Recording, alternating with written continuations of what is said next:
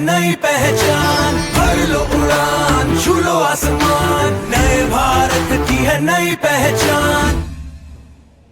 ଆମେ ନବମ ଶ୍ରେଣୀର ଛାତ୍ରଛାତ୍ରୀ ଅଟୁ। ଆମେ ବିକଶିତ ଭାରତ ବୁନ୍ଦେଲଖଣ୍ଡ 2025 ପାଇଁ ଗୋଟିଏ ପ୍ରକଳ୍ପ ତିଆରି କରିଛୁ। ମୁଁ ହେଉଛି ପ୍ରତିଭା ମେହେର, ମୋ ସହିତ ଅଛନ୍ତି ଚିନ୍ମୟୀ ମେହେର, ତେଜର ନାୟକ ଆଣ୍ଡ କିରଣ କୁମାର।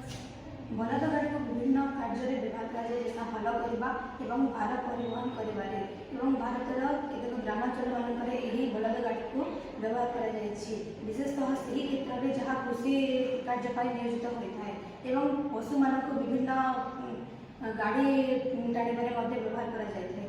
ଏହି ଭାର ବୋହିବା ଯୋଗୁଁ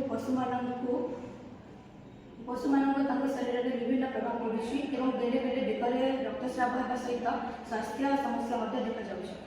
ଆମେ ଚାରିପାଖ ପ୍ରକଳ୍ପଟି ବଳଦ ଗାଡ଼ିରେ ବ୍ୟବହୃତ ହେଉଥିବା ବଳଦମାନଙ୍କ ଉପରେ ଭାର କମ୍ ହୋଇଥାଏ ଏବଂ ଗାଡ଼ି ଟାଣିବାରେ ସାହାଯ୍ୟ କରିଥାଏ। ଏଥିରେ ବ୍ୟବହୃତ ହେଉଥିବା ସାମଗ୍ରୀ ତଥା ସହ ଆବଶ୍ୟକ ନୂଆ ପାତିଆ ଏବଂ ପୁରୁଣା